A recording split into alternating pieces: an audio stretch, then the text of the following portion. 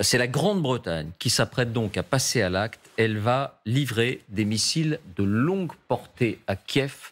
Jusqu'à présent, c'était tabou, pas de missiles longue portée. On va d'abord voir tout ça, ce que sont ces déclarations, ce qu'elles impliquent. Voici les indispensables avec Fanny Veil. Bonsoir Fanny. Bonsoir David, bonsoir à tous. Alors qu'ont annoncé les Britanniques exactement ? Eh bien, c'est le ministère de la Défense à Londres qui dévoile le poteau rose. Oui David, dans l'esprit des Britanniques, cette conviction est acquise. Comment s'est-elle exprimée ? Parce que le Royaume-Uni dirige le Fonds international pour l'Ukraine, un groupe de pays d'Europe du Nord, Danemark, Pays-Bas, Suède ou encore Norvège, dont le but est de financer les livraisons d'armes à Kiev. En s'adressant à ses partenaires, Londres leur a demandé de fournir non plus seulement des blindés ou des chars, non plus seulement des batteries de défense antiaérienne, mais des missiles de longue portée. Et le texte est même précis, il s'agit de livrer des missiles ou roquettes d'une portée de 100 à 300 km. Le Washington Post, qui est très bien informé sur ces questions, est même formel. La Grande-Bretagne se prépare à envoyer des missiles à longue portée à l'Ukraine. De fait, on sait même quels missiles à longue portée devraient être livrés. Oui, si l'on regarde les conditions et caractéristiques de portée ou de puissance évoquées par Londres, il pourrait s'agir de Storm Shadow. C'est d'ailleurs l'hypothèse retenue par le Washington Post. Le Storm Shadow, c'est ce missile de croisière utilisé depuis le début des années 2000. Il mesure 5 mètres de long, vitesse 1000 km/h, portée maximale 560 km. Mais la Grande-Bretagne pourrait le brider à 300. Les Britanniques en auraient quelques centaines en stock et ces missiles peuvent être tirés depuis un avion et même depuis les avions de l'ère soviétique utilisés par l'armée ukrainienne. On pense notamment au MiG. Alors 300 km, c'est vraiment un saut qualitatif par rapport à ce que les Ukrainiens possèdent aujourd'hui dans leur arsenal ? Oui, c'est très important parce qu'avec les Storm Shadow, les Ukrainiens pourraient frapper n'importe quel endroit de leur territoire occupé par les Russes. Regardez la portée de ces missiles. Notre graphiste Timothée Jamin l'a représenté en rouge sur cette carte.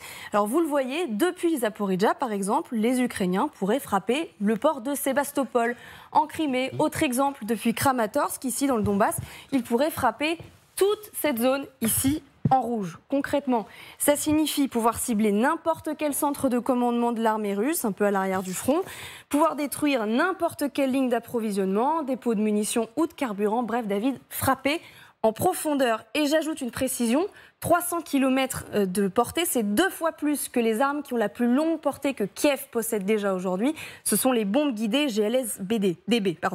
Soyons clairs, donc, ces missiles ne devraient pas arriver avant le début de la contre-offensive en Ukraine, mais ils viendraient la conforter s'ils étaient livrés cette année. Si nous pouvions frapper à une distance allant jusqu'à 300 km, l'armée russe ne serait pas en mesure de fournir une défense et devrait perdre, a ainsi déclaré le ministre ukrainien de la Défense, Oleksiy Reznikov, devant l'Union européenne. Mais Fanny, on se souvient que les États-Unis ont toujours refusé de livrer des armes d'aussi longue portée.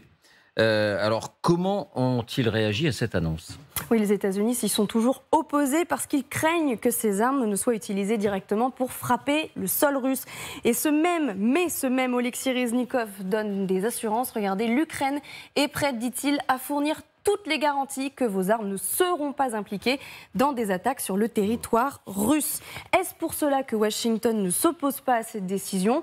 Le Washington Post cite le général Patrick Ryder, porte-parole du Pentagone.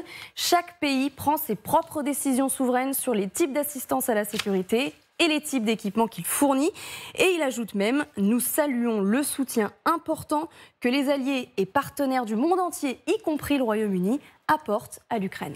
Merci Fanny. Général Gomard, est-ce que ça changerait, non pas le cours de la guerre, parce qu'à chaque fois on est le tournant, alors cette fois, mais est-ce que ça apporterait un plus, un atout de taille pour l'Ukraine ?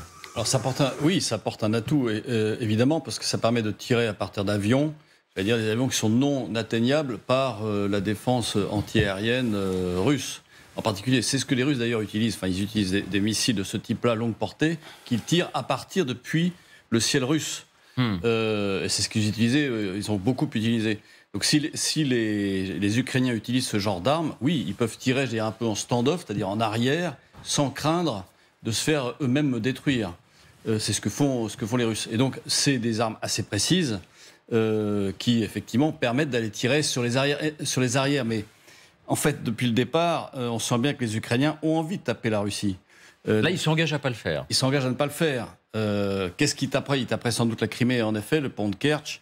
On voit bien toute la partie, le Donbass, c'est évident. Et donc, tout ce qui pourrait empêcher une contre-offensive à la contre-offensive ukrainienne, si jamais elle se lance dans les semaines qui viennent.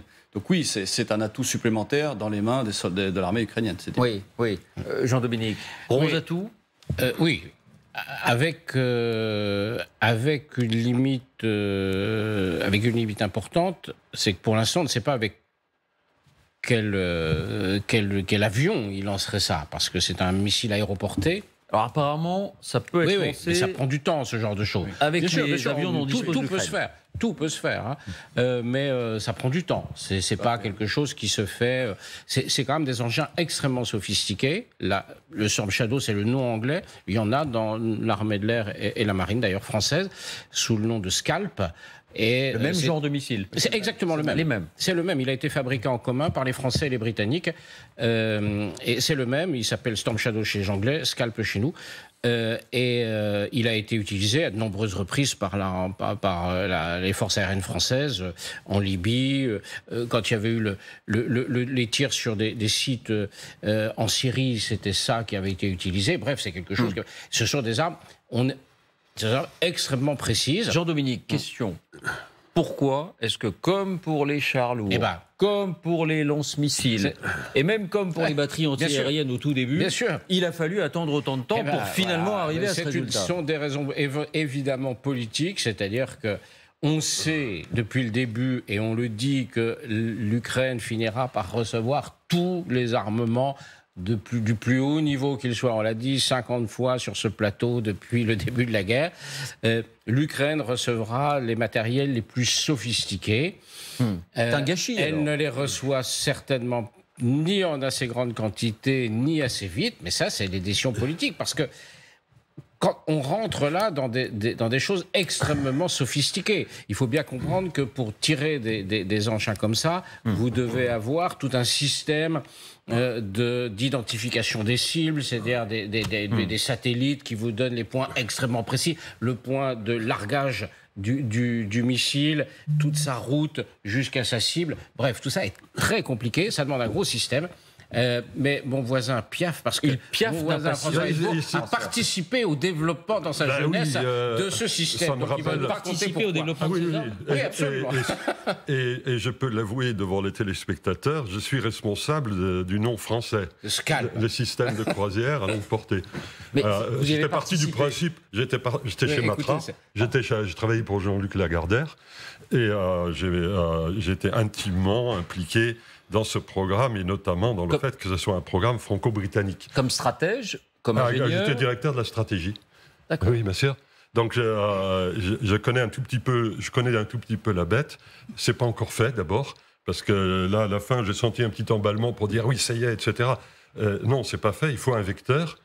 Et faire l'interface entre un objet aussi complexe, parce que c'est un objet très complexe, ce missile de croisière, et une plateforme.